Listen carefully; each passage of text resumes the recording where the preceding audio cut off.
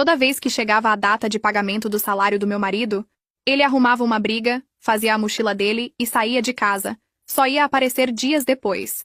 Até que numa dessas, eu resolvi preparar uma surpresinha para ele.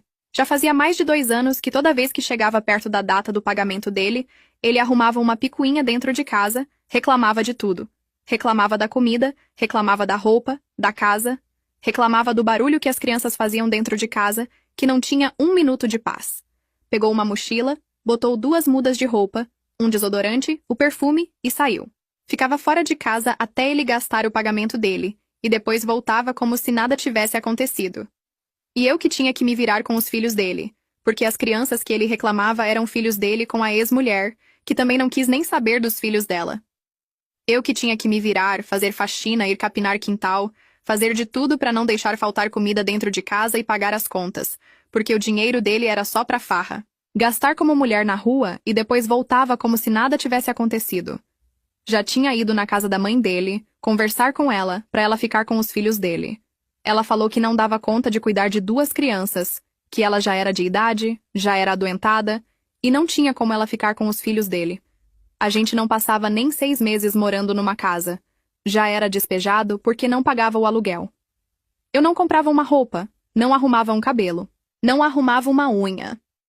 Os filhos dele só usavam roupa de doação, ou então eu pegava R$ 20, ia na casa do 20 para comprar uma moda de roupa para os filhos dele, porque ele não dava nada.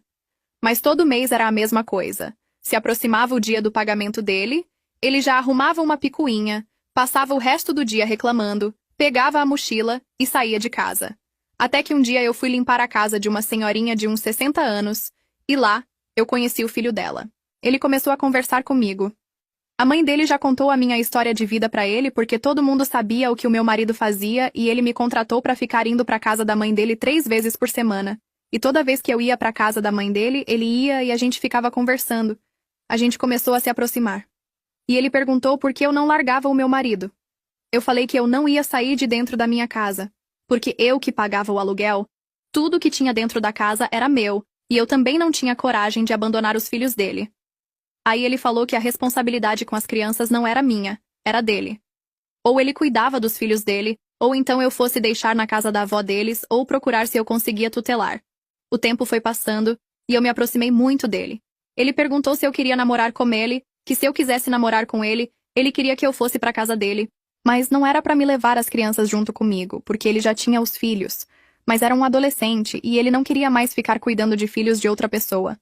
E ele começou a ir para minha casa. Já que meu marido estava curtindo a liberdade